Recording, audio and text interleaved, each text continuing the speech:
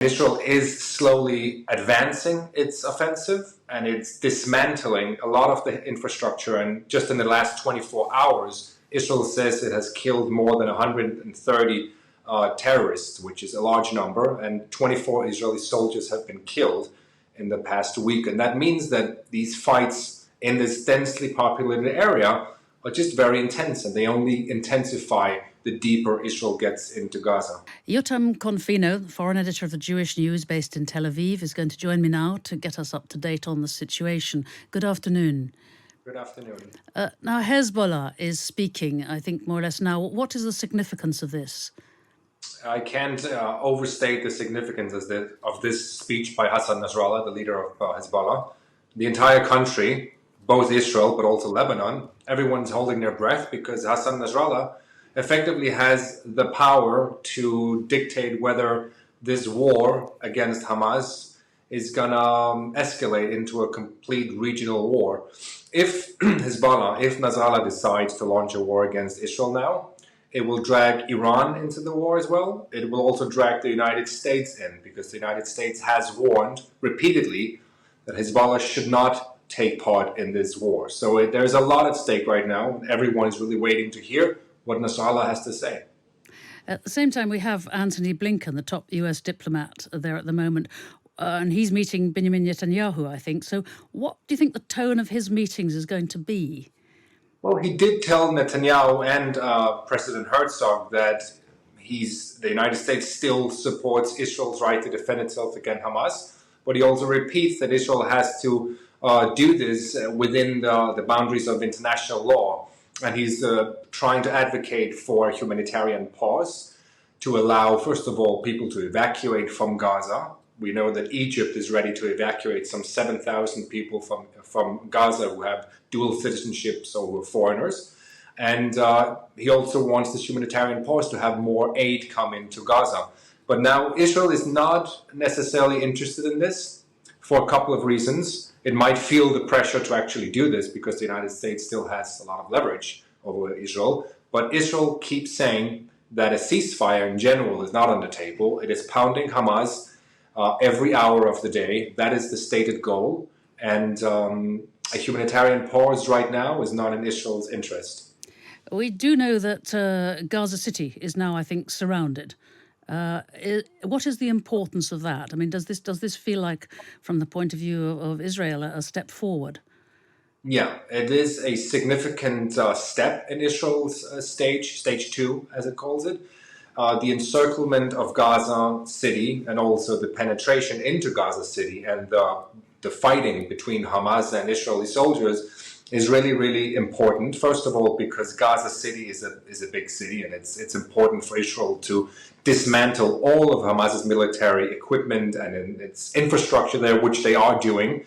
And it's also right now, it's just a very, very important point for Israel to get control over such a big city. And Israel is slowly advancing its offensive, and it's dismantling a lot of the infrastructure. And just in the last 24 hours, Israel says it has killed more than 130 terrorists, which is a large number, and 24 Israeli soldiers have been killed in the past week. And that means that these fights in this densely populated area are just very intense, and they only intensify the deeper Israel gets into Gaza. Indeed, Hamas says that over 9,000 people have been killed in bombardments. But this intensification does not sound like good news for the remaining hostages, does it?